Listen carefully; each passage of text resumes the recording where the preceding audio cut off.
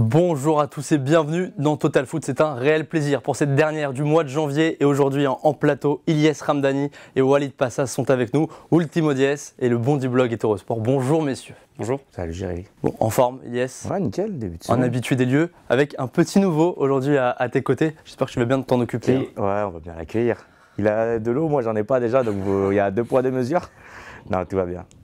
Bon, au programme de votre émission aujourd'hui, retour sur le choc au Vélodrome. On va s'intéresser à la course à l'Europe et le match nul entre Marseille et Monaco. Lyon qui redescend de son nuage avec une défaite en terre bordelaise. Ensuite, ce sera la course au maintien avec plus de 12 équipes qui sont concernées par ce fameux maintien. Est-ce la saison la plus indécise de l'histoire de la Ligue 1? Et on finira par la tribune et notre débat du jour. La presse sportive française doit-elle soutenir les équipes françaises un peu plus chauvin, dirons-nous. Voilà le programme de votre émission. Et on commence bien sûr avec le grand match, le choc au Vélodrome entre Marseille et Monaco. De partout, c'est le grand match. Alors messieurs, on va commencer avec donc ce match entre Marseille et Monaco. On va écouter Florian Thauvin, ce qui va permettre à Ilyes de pouvoir se rafraîchir un peu et pouvoir avoir un peu d'eau. Et on va donc attaquer avec Florian Thauvin en conférence de presse d'après-match 2-2 hier entre Marseille et Monaco. Ça a été un beau match à avoir joué. Après, je pense qu'on a peut-être mérité un petit peu mieux ce soir, même si on a vu une très belle équipe de Monaco. Mais on a eu beaucoup d'occasions que l'on n'a pas su concrétiser et un peu de regret par rapport à ça. Je pense que ce soir, on a démontré qu'on était au niveau face au gros, une fois de plus. On a délivré un gros match contre Paris, un gros match contre Monaco. Donc je pense qu'on n'a pas du tout à rougir du match de ce soir. Le regret de ce soir, c'est de ne pas réussir à avoir conservé le score un peu plus longtemps, ou même de ne pas réussir à l'avoir conservé, parce que je pense qu'on aurait pu éviter ce but. J'ai pas revu les images, mais bon, je pense qu'on aurait pu éviter ce but. Moi, je l'ai déjà dit, il ne faut pas que l'équipe ne se mette de pression, mais personnellement, j'ai envie aussi de viser cette deuxième place et de viser la Ligue des Champions l'année prochaine. Maintenant, parler c'est bien, mais il faut assumer sur le terrain et les victoires, il faudra aller chercher, ce ne sera jamais simple. On l'a encore vu aujourd'hui, donc il ne faut pas s'enflammer. C'est un nouveau Florian Thauvin qui est en conférence de presse d'après-match. Alors messieurs, on va commencer avec toi Walid. Marseille encore trop court dans un gros choc de notre championnat. Il y a eu ce match contre Lyon, cette défaite au Parc OL, le match nul contre le Paris Saint-Germain, la défaite à Monaco et là un nouveau match nul pour les Marseillais hier soir. C'est la même chose depuis toujours à l'OM. J'ai vu que depuis 2013, sur 18 confrontations, l'OM en a remporté une seule. Marseille-Monaco 2-1 en 2015, on s'en souvient avec le but d'Alessandrini. En vérité, je ne trouve pas ça particulièrement choquant dans le sens où l'OM est selon moi au-dessus de ses capacités actuelles. C'est-à-dire que intrinsèquement, les équipes de Monaco et de Lyon sont largement meilleures sur le papier, il faut le concéder. Et je trouve qu'au contraire, c'est plutôt encourageant que des équipes qui jouent à fond, comme Lyon, comme Paris, comme Monaco, aient du mal à vaincre l'OM, voire même égalisent de façon un peu miraculeuse comme Paris. Ça va faire plaisir à Monsieur Vandrel. Ilyes, ton analyse d'accord avec Walid sur... Je le trouve dur un peu avec l'OM. Après, c'est toujours le verre à moitié plein, à moitié vide. Ils font match nul contre Monaco, ils font match nul contre le PSG. Ils concèdent une défaite contre le cours du jeu. En tout cas, ils auraient mérité au moins 1 point, voire 3 points contre l'OL. C'est une équipe dont on ne donnait pas beaucoup, qu'on n'attendait pas à ce niveau-là en début de saison et qui tient tête aux meilleures équipes du championnat. Donc moi, je suis plutôt, entre guillemets, surpris positivement de ce que fait l'OM dans ces gros matchs. Ils sont au niveau. Ils sont au niveau. Hier, c'est des faits de jeu qui font qu'ils ne gagnent pas, mais ils sont au niveau de ces grosses affiches. Bruno Genesio disait que cette course à la Ligue des Champions allait se jouer sur les petits matchs pour l'Olympique Lyonnais. Walid vient de nous dire que pour Marseille, c'est quand même très difficile dans les grands matchs. Pour vous, ça peut être un problème pour les Marseillais d'avoir autant de problèmes sur les grandes rencontres face à des concurrents directs? Après, ils ne perdent pas de points, donc ils ne se font pas distancer. Mais effectivement, la différence, elle se fera sur la constance, sur les résultats à faire contre Montpellier, contre des équipes comme ça qui sont accrocheuses, contre des équipes, on va en parler après, qui vont jouer leur survie. Saint-Etienne, par exemple, en deuxième partie de saison, ce ne sera pas facile de les jouer, personne n'a envie de les jouer. Donc la différence, elle se fera sur ces matchs-là. Et Marseille est plutôt constant, en fait, et plutôt régulier, même si effectivement, ils n'arrivent pas à transformer l'essai dans les gros matchs. Ils sont plutôt réguliers, donc moi, je ne les enterrerai pas si vite. Walid? Si j'avais une inquiétude à avoir pour l'OM, ce serait plutôt sur en termes de quantité de joueurs, puisque l'OM va avoir la Ligue Europa, la Coupe de France à jouer, plus le championnat, ce qui a fait que déjà ils en sont à 45 matchs à peu près. parce qu'on compte aussi les barrages, les matchs de poule. À la différence de Lyon, l'OM n'a pas un effectif très très large. Monaco a de la chance, ils sont éliminés de toutes les compétitions. Alors la Coupe de France, ils ont sorti.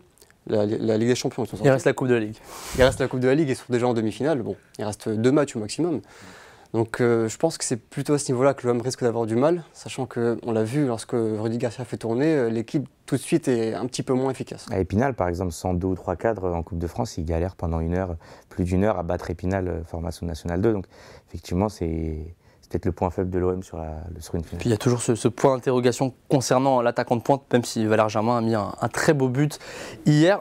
Messieurs, un match dans le match, le face-à-face de cette rencontre. Alors il y a peut-être une place en Russie qui se jouait hier du côté de la Seleção brésilienne avec 2 numéros 6 qui s'affrontaient d'un côté et de l'autre. Luis Gustavo face à Fabinho, et Fabinho a marqué un but absolument merveilleux. C'était vraiment le match dans le match, le choc hier. C'est pour ça qu'on a eu peut-être un 2 partout, c'est qu'on a 2 milieux de terrain défensifs qui sont quand même très très proches. Ils ont été très bons tous les deux, moi je trouve. Luis Gustavo a été peut-être un peu moins précieux dans les transmissions, il a moins trouvé de décalage. Mais hier, c'était quand même un beau match avec 2 équipes. On parlait longtemps d'un football français défensif. Là, sur une grosse affiche de Ligue 1, les 2 équipes pressaient, les 2 équipes cherchaient à avoir le bloc le plus haut possible. Donc c'était ouvert. Et Fabinho et Luis Gustavo ont fait 2 belles prestations. Fabinho a marqué et était peut-être un petit cran au-dessus. Mais les 2 sont vraiment des très bons joueurs et les avoir en Ligue 1, c'est peut-être une chance. Walid. Luis Gustavo, j'ai trouvé un petit peu en retrait hier, contrairement à d'habitude, surtout contrairement au match contre Paris, où vraiment, là, à lui tout seul, il survole le milieu de terrain. Et je ne suis pas d'accord avec toi dans le sens où je ne pense pas sincèrement qu'un seul des 2 aille au Brésil. Il faut bien se remémorer qu'avec le Brésil actuellement, c'est Fernandinho qui est absolument indiscutable et Casemiro. Et les 2 sont 2-6, je ne suis pas certain qu'il en prenne 4. Ouais. 3, ça me paraît déjà assez limité. Bon, Fabinho, à la rigueur, on peut imaginer qu'il pourrait aussi jouer arrière droit, même s'il n'a pas fait depuis un moment, mais je ne pense pas qu'un seul des 2 aille à la Coupe du Monde. Surtout Luis Gustavo qui n'a jamais été pris sous l'actuel sélectionneur. Ouais, c'est vrai que Luis Gustavo il fait quelques petites unes au Brésil, parce qu'il fait quand même une très bonne saison du côté de l'Olympique de Marseille, donc c'est un peu normal qu'on se pose la question, mais c'est vrai que la concurrence est assez terrible du côté de la sélection brésilienne, un peu comme en France avec. On a Kanté, Pogba, c'est des choix de riches ça, tout ça. Messieurs, par rapport à Fabinho, on voit vraiment que la mentalité dans le foot et la confiance, c'est très important, car on a enfin retrouvé un Fabinho à son niveau hier. Lui qui portait son spleen depuis des mois du côté de l'AS Monaco et dû à son non-départ au mercato d'été. Il est dans une équipe qui... Enfin, Monaco a fière allure quand même. Hein. C'est une équipe en termes de jeu qui n'est pas forcément encore bien huilée. Je pense qu'il va continuer à monter en puissance. Mais voilà, autour de lui, Tielemans qui est très bon, Moutinho qui monte d'un cran et je trouve qu'il est de mieux en mieux, Baldé qui marque hier, etc. Il y a des bons joueurs et effectivement il manquait un Fabinho au niveau peut-être pour que Monaco retrouve ce qu'il avait ces dernières saisons. Et voilà, quand il est comme ça, effectivement il fait mieux jouer son équipe, c'est incontestable. Walid. Je suis d'accord avec lui dans le sens où je pense que vraiment le poids du mercato a vraiment plombé son début de saison, c'est clair et net. Mais on a été un petit peu trop dur avec Monaco qui quand même est 4e, ils ne sont pas largués, ils ne sont pas non plus très loin, mais peut-être à la différence de Paris, de l'OM ou de Lyon, il n'y a pas une grosse passion, une grosse ferveur populaire qui fait que les commentateurs seraient un petit peu dithyrambiques ou au contraire très agressifs envers eux, à mon sens. Mais Fabinho fait un début de saison moyen, c'est certain, mais pas non plus très en deçà de ses capacités. Au contraire de Tielemans, parce que je trouve que Tielemans justement n'est pas au niveau auquel on l'attendait. Moi je l'ai vu en Trophée des Champions contre Paris où il a été exceptionnel, ça c'est certain. Et depuis, parce qu'on se souvient quand même qu'il a été demandé par l'Europe entière, Monaco l'arrache un petit peu contre Manchester United, contre même le FC Barcelone. Donc il est un petit peu en deçà de ses capacités à mon avis, comme Baldé Keita et comme d'autres recrues de Monaco. Il faut peut-être qu'il s'adapte, hein. Il vient du championnat belge à Anderlecht, Tielemans. Une petite question par rapport à Dimitri Payet. Alors on sait qu'il y avait Guy Stéphane qui était dans les tribunes du Vélodrome hier, l'adjoint de Didier Deschamps. Et on va dire que Dimitri Payet nous a refait du Dimitri Payet, malheureusement, même s'il est décisif sur le coup franc pour Valère Germain. Inquiétant la situation de Dimitri Payet, est-ce qu'il a peut-être grillé toutes ses cartouches pour cet été? Ses cartouches peut-être pas, mais effectivement il met pas tous les atouts de son côté. Hein. Quand c'est la concurrence qui a à son poste, Coman par exemple très bon ce week-end, Thauvin même dans son équipe. Alors même si Payet a un profil évidemment différent, hein, mais sur les postes offensifs il y a une telle concurrence que voilà, ce niveau de performance il suffira pas à aller au mondial pour moi. Donc soit il monte en puissance très vite, soit il va regarder la Coupe du Monde à la télé. Quoi. Walid. Payet a un avantage quand même, c'est que Didier Deschamps, je la joue beaucoup au vécu, à l'affectif, à la cohésion de groupe. Et Payet a du vécu, c'est certain. Après, il faut se demander comment est-ce qu'il le voit. Est-ce qu'il le voit comme meneur de jeu?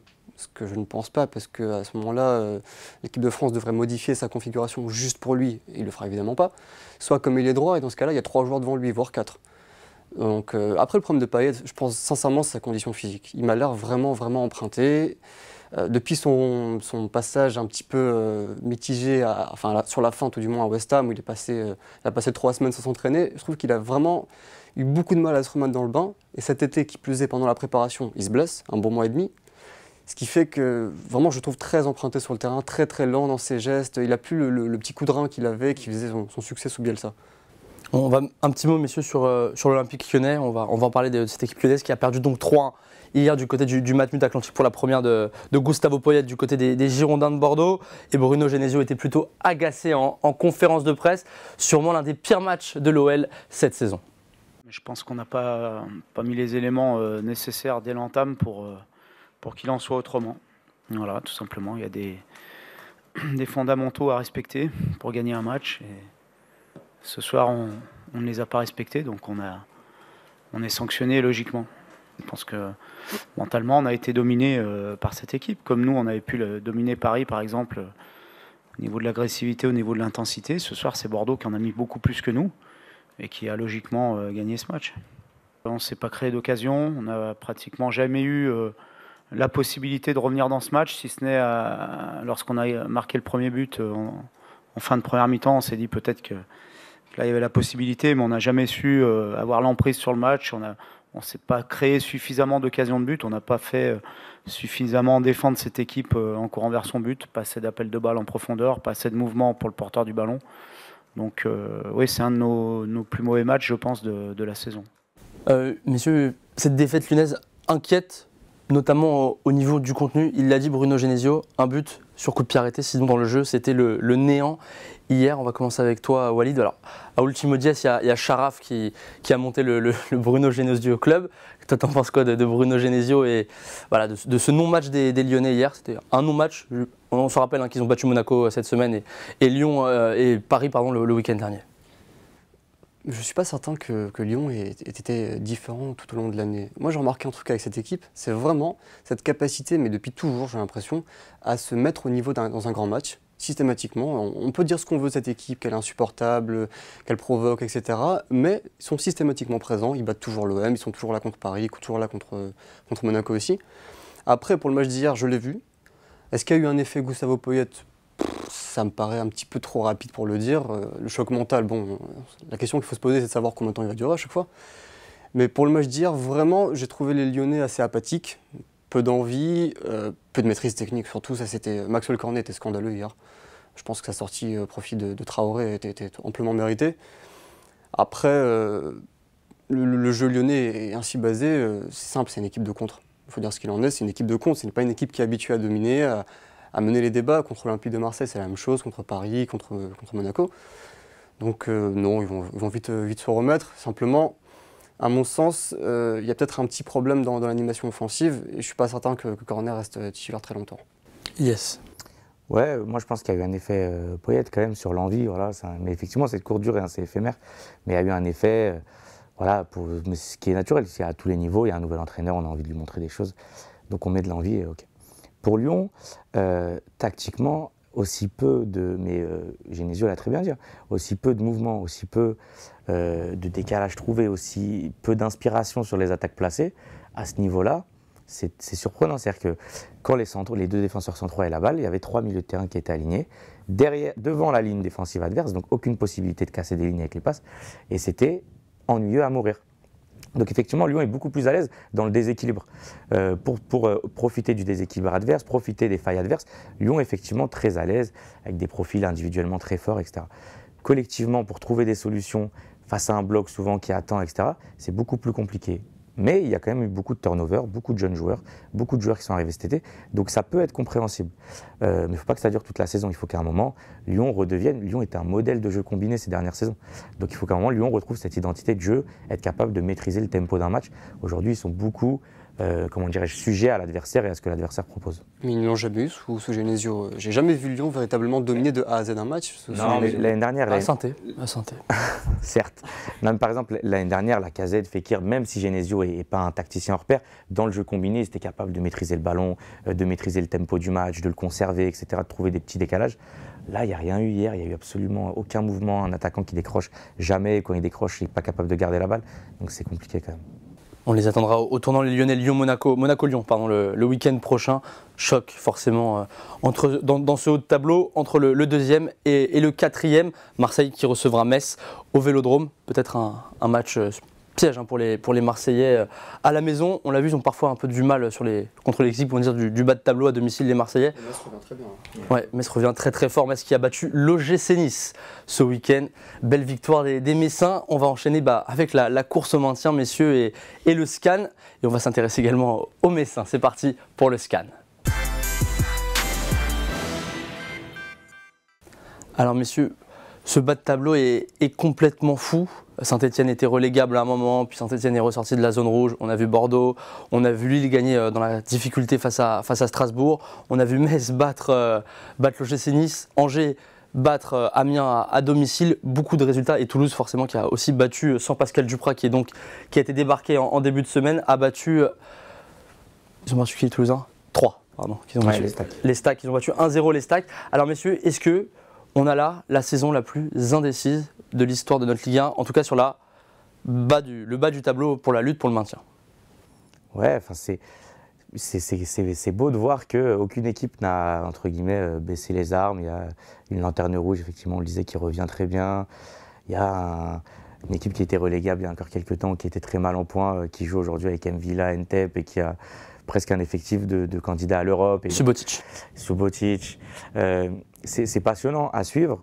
Le seul hic pour comparer avec les saisons précédentes, c'est que cette 18e place, qui maintenant est une place de barragiste, etc., je trouve que ça fait perdre un peu de saveur à cette course-là au maintien, puisqu'on se dit finalement, en finissant 18e, on a une chance de se maintenir, et puis ça décale un peu le moment fatidique. Donc je trouve que ce barrage, en fait, ça enlève un peu de saveur à la course au maintien. Mais sinon, effectivement, il y a beaucoup de suspense. Walid. Je suis assez d'accord sur la forme, un petit peu moins sur le fond. Je pense que la plage de 18e, tout dépend avec quelle position on la regarde. Si c'est la position du FC Metz, on se dit qu'au contraire, tout est jouable encore. Ils ne sont qu'à 4 points, je crois, de 18e. 6 du premier non relégable, c'est déjà plus compliqué pour eux. Et on se souvient que l'an dernier, quand même, Lorient s'est fait étrier en barrage. On pensait justement qu'ils allaient, après avoir fait une belle remontée, qu'ils allaient pouvoir se maintenir tranquillement. Ça n'a pas été le cas.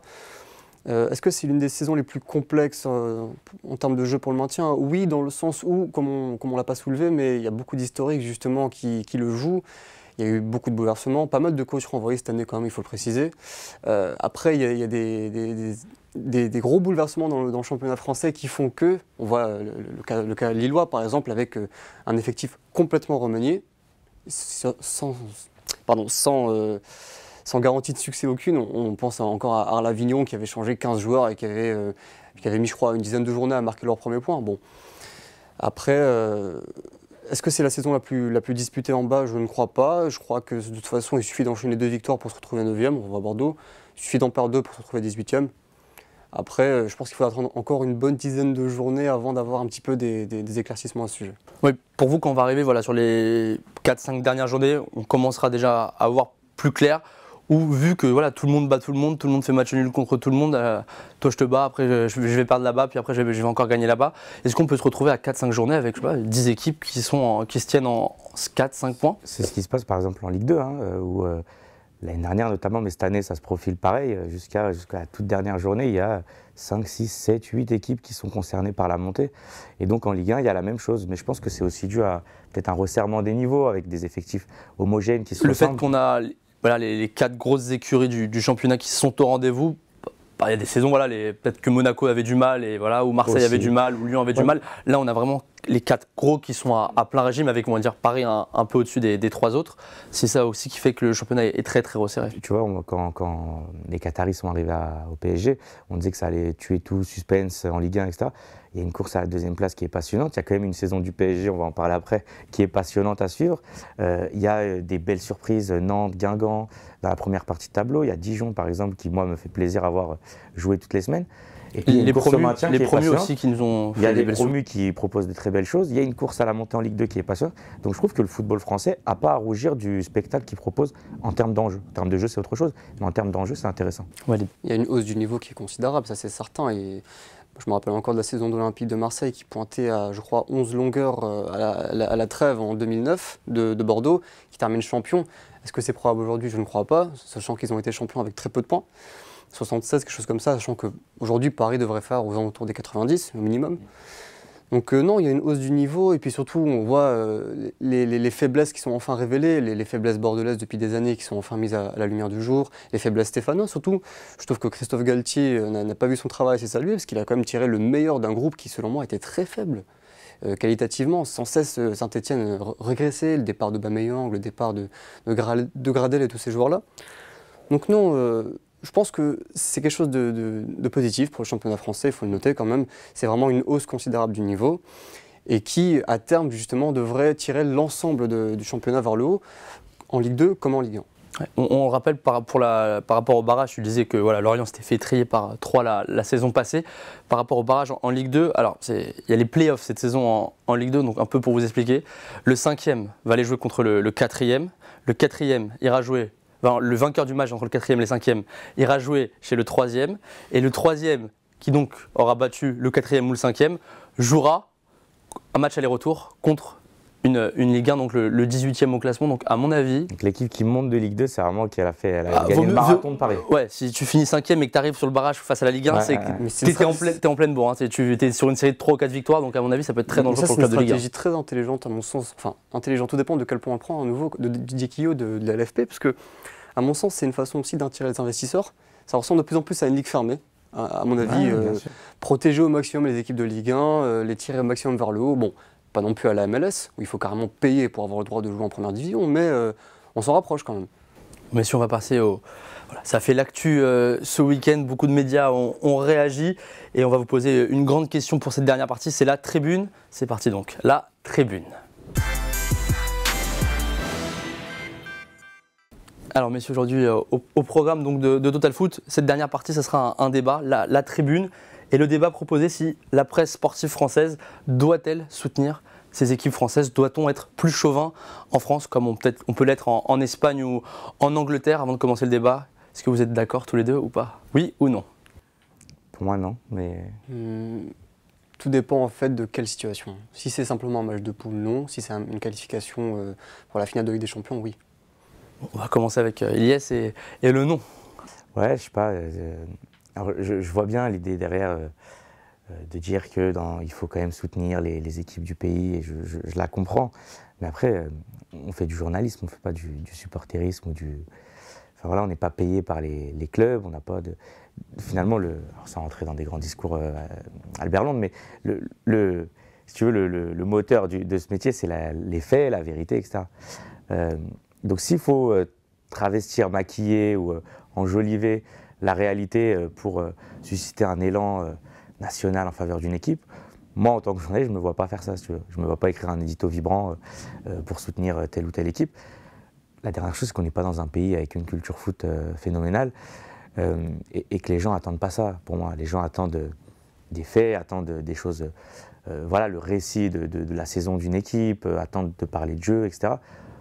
On n'est pas dans un pays de foot, finalement. On n'est pas dans un pays où on va déchaîner les passions sur une équipe qui est en quart de finale de Ligue des Champions, je pense pas.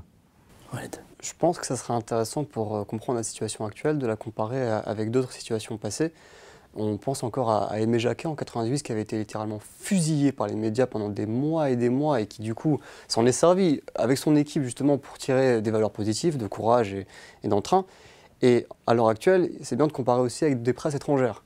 Je pense à la presse algérienne par exemple qui constamment bousille, mais alors tout le travail qui est fait par les coachs, Christian Gourcuff a carrément jeté les bras, alors qu'il expliquait lui-même qu'il s'entendait très bien avec ses joueurs, avec sa direction, mais lorsque la presse est trop envahissante, justement, il quitte. Je ne pense pas que ce soit le cas de la presse française aujourd'hui. Je pense que justement, elle est assez mesurée en général. On l'a vu, le Paris Saint-Germain est certes mis très régulièrement en avant, mais c'est aussi parce qu'il fait vendre, c'est évident.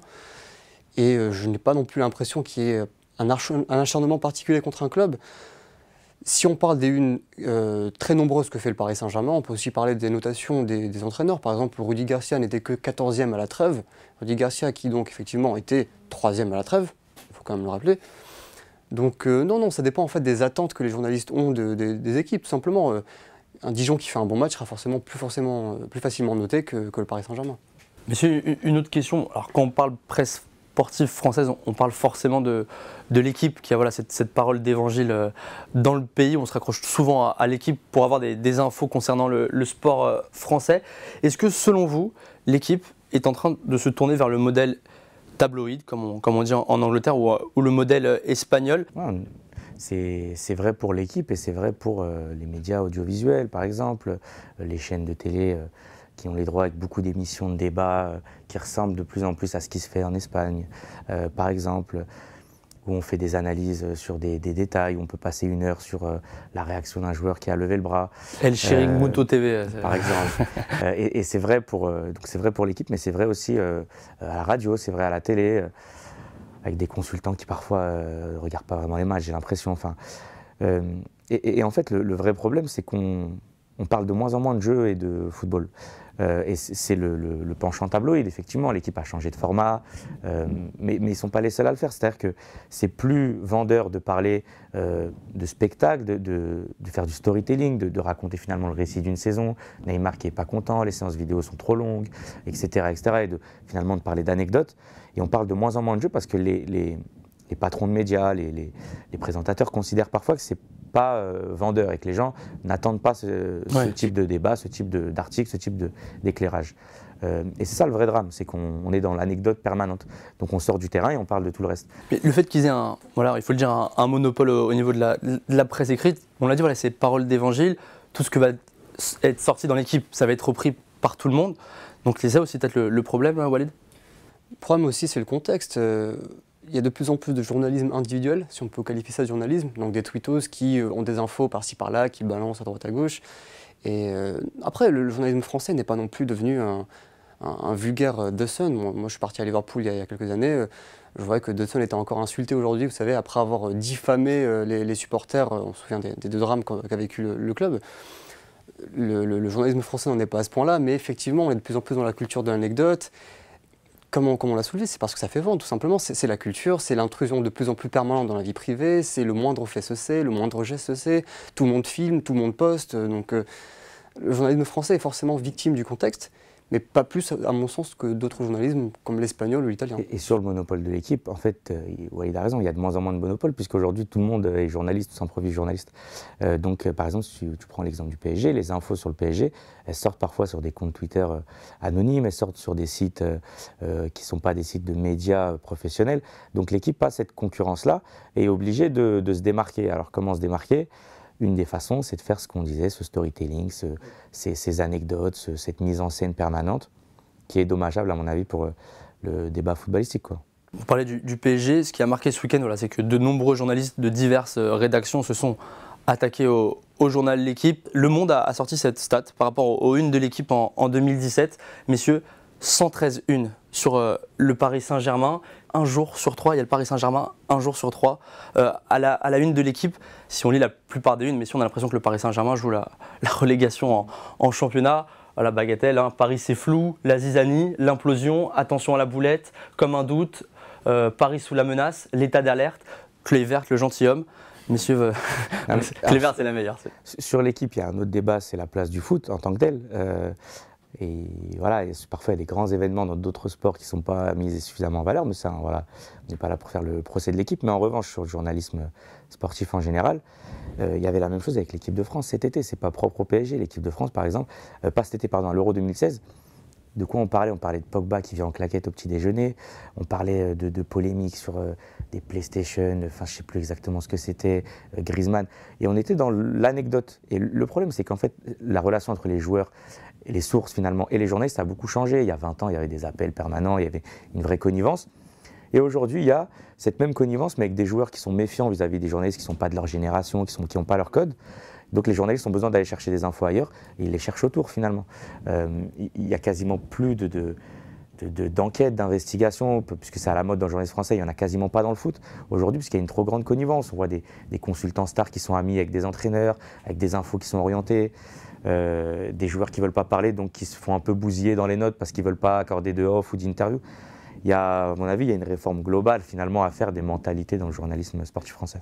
Messieurs, merci d'avoir été avec nous sur 11 aujourd'hui pour Total Foot. Walid, pour cette grande première, merci à toi. Merci à toi. Ilyes, c'est la maison, tu reviens quand tu veux. Je ne dis plus merci, ça y est. Hein, voilà.